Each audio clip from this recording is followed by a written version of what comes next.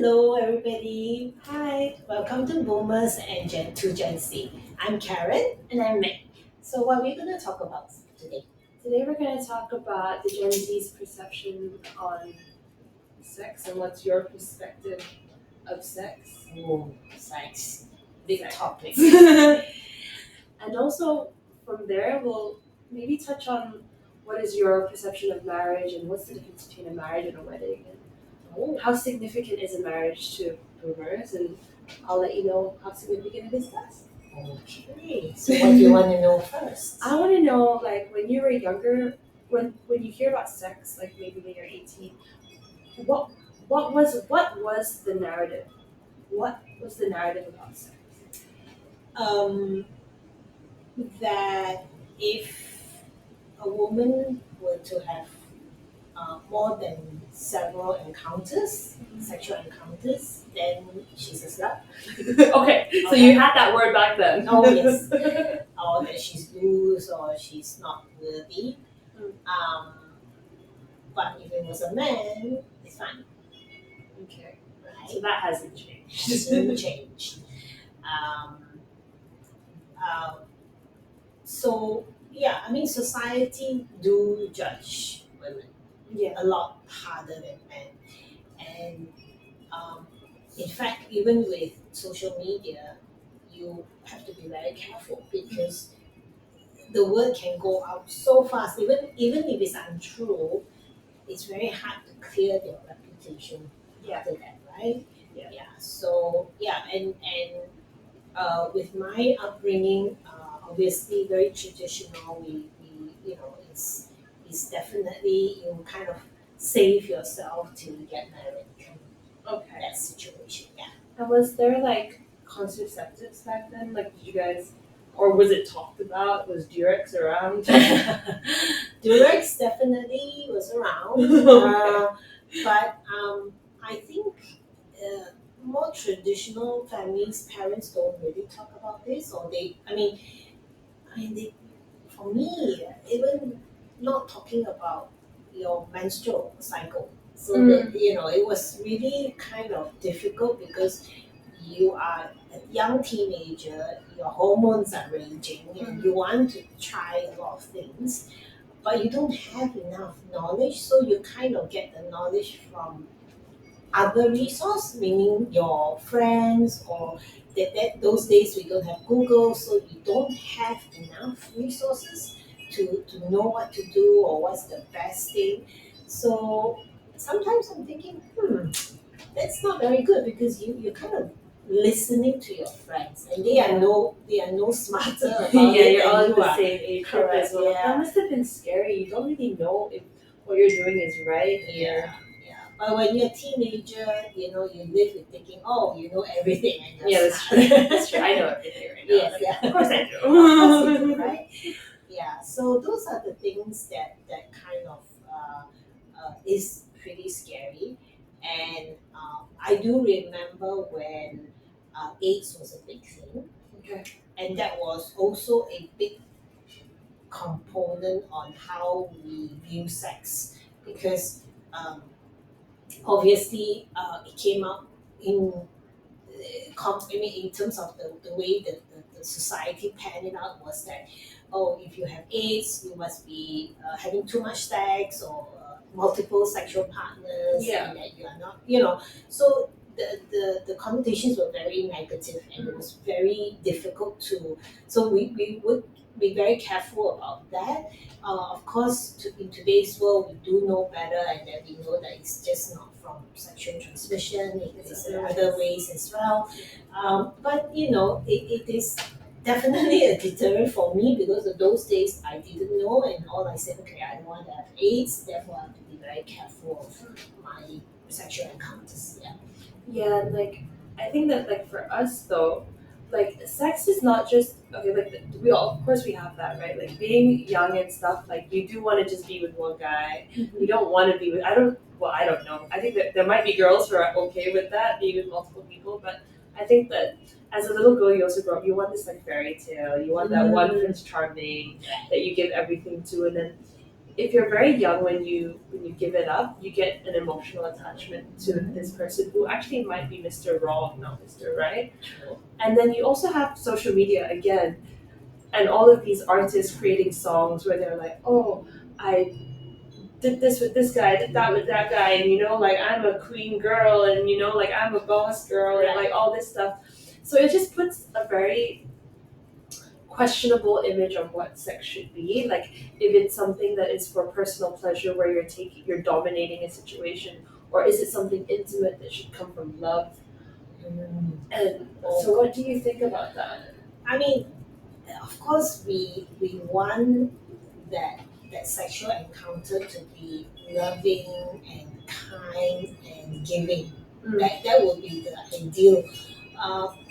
But then I can also understand some people who needs it as a way of releasing or pent up anger or pent up frustration. So that's why sometimes we have this one night stands, as they call it, because there's a lot of pent up something, and you feel like and it's an energy, it's a level of energy for us, right? So we make fun about what we call makeup sex. Yeah, makeup sex. Like that's the biggest thing. Like after a breakup, everyone just tells you got to go out there and get some. and but it's I suppose that's where your emotion have to come through and decide whether before you take that so-called makeup sex or that action, is it worth it? Yeah. Is it worth whatever consequences that can happen? Yeah. You get what I mean? And that takes clarity of mind for you to be able to figure and say, oh, I think I don't want that, and then stop it before it's too late. I think that like what I've learned, like I'm not very far from my teenage years, right? Like, yes, yeah. She's 24. Yeah, I'm 24, so I'm not that far away. But I think one thing that's learned, like when I was younger, right, like I went through a very rebellious stage. So like I used to question and be like, oh, like like if you have sex at a young age, oh, it should be fine, right? Like what makes it so different from a 21-year-old? I'm way more mature than her anyway, blah, blah, blah, and all of this. And you see people online on YouTube, these YouTube influencers back then. I think it's still a thing now, but it was a bigger thing back then. They also talk about it. They portray they're living with their boyfriends at this time, and they're like 17, 18 only. Oh, really? Like right after high school in America. Okay. So like we started to be like, oh, that looks so cool. Like that seems so nice.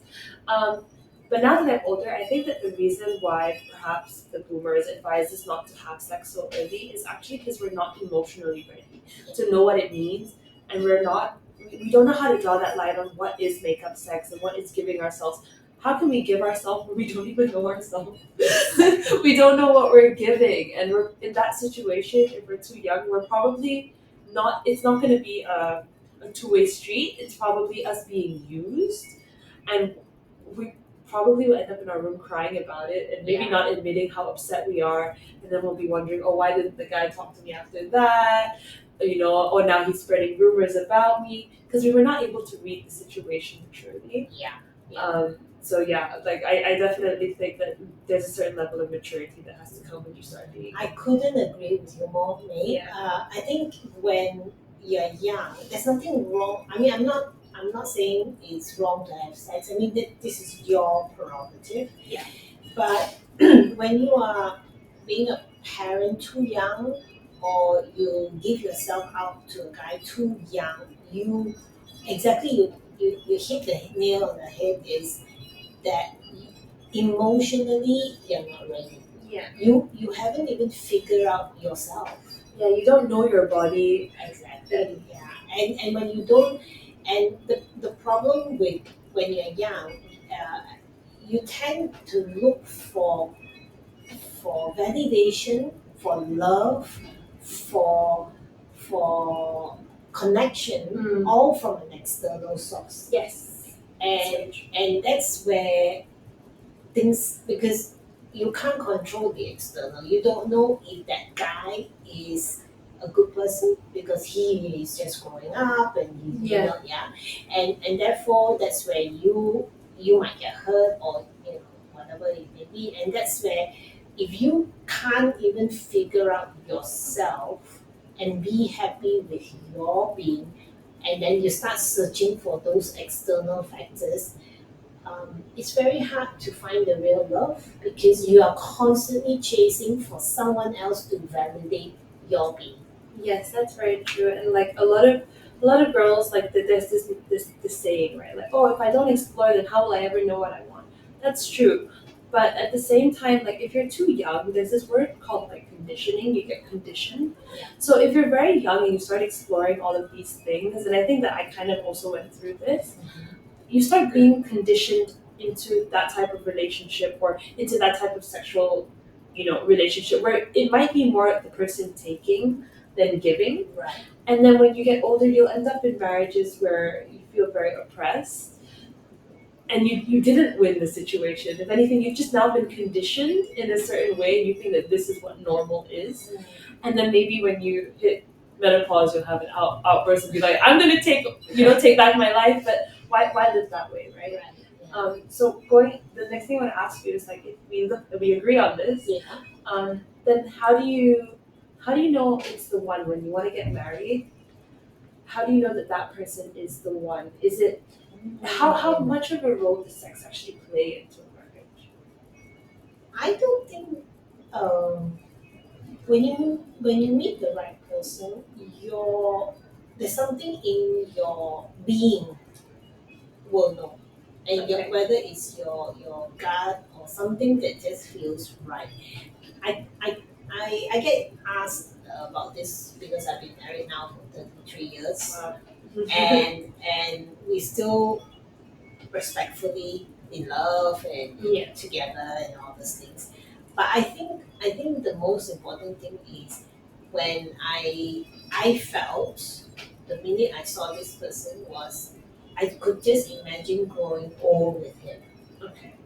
I'm not a very frou la la person kind of thing. So I'm a very pragmatic person. So all I could see was, oh, he's stable. He values family, and how I noticed things like when he talks to a waiter that he was kind, he says his P's and Q's, and, or how he talks to my parents. He was always very polite, and that every time we go back, he puts time away to be with his parents, and although it's annoying at that time, but to me means that he cares. Family comes first. Yeah. So those were the things that makes me, feel like, oh, this is the right person. And that's 33 years later. Okay. Right. So I think it's gonna take us some time to like kind of get there. And some of us are lucky where like at your 20s you've already found that person. I'm in like I call it long term. You say 33 years. Mine's like almost 3 years. I don't know if that's 10%. but like I think that there's a lot of like self discovery that goes into this and like learning about myself at this point of time. Like you well for me I've made my mistakes and like now I'm kind of like in a self discovery. Who am I? What are my values? What do I believe in? And it's nice because at the same time he's also going through this, but it's also about kind of drawing the line and understanding that okay, just because that's his value doesn't mean now that's suddenly mine. Yeah. So how, because we're young, right? So it's like how do we not merge the two worlds? We're still trying to have our independent towers, then maybe we'll draw a bridge later. Yeah, I think you talk about values, right? And it's super important because if you need to realize that in any relationship, there's gonna be changes. Yeah. So like at some point you want to change together. Yeah. And that's the goal. You want to be able to marriages break down because sometimes in a couplehood one grows changes to another way and the other changes opposites, and that's where they break up. So what you want to try to do is always reconnect, find something that you find in common, but at the same time allow each of you to have your individual um, spread your wings individually for different things. So like maybe you want to have a night a week where you have a hang out with your girlfriends and all that, and that's fine too. But always have something that kind of reconnect you guys together and say, oh yeah, every Friday night is our night and we do something together and whatever that you both enjoy. And that is very, very important. And one thing I want to share with you is that when you do have children, a lot of families spend their couple time talking about their children. Okay. So one thing I learned from years of reading a lot of relationship books and stuff like that is when you go out on a date night, don't talk about the children. Okay. Talk about your week, anything else, but don't talk about the children because it becomes so boring and it becomes like and you guys need to focus on each other and say, oh, what's your work week has been and what's your challenge at work and kind of listen to each other. And avoid talking about so and so the kid went to do this and that kind of, So but it's difficult. I do admit, especially when you have young children, it is a challenge for sure. Well, I mean, you must be doing something, right? 33 years. Well, the thing is, we make a vow that we don't go to bed angry, and that we we consciously communicate to each other. Yeah. So So communication, don't have sex until you're emotionally ready. yes. Spread your wings individually. Yeah. I think that all of this type of advice is the type of things that Gen Z is okay to taking from boomers. Okay. So point one for the boomers. Yeah, because definitely I think there is and supposed to be a sense of structure to do certain things. And I think that it's actually not about us being immature or the fact that the older people are better than us. I think it's just about us being ready for it. And you do make mistakes too. It's just that we are sharing the mistakes we've done, hopefully that you don't go through it. Yeah, instead of us saying to them, well, you did it too. Yeah. That's not the point, is it? So anyway, so a little disclaimer, guys, is just fun entertainment podcast and is our opinion only. So please leave lots of messages for us and let us know if you're enjoying our podcast. Bye. Bye.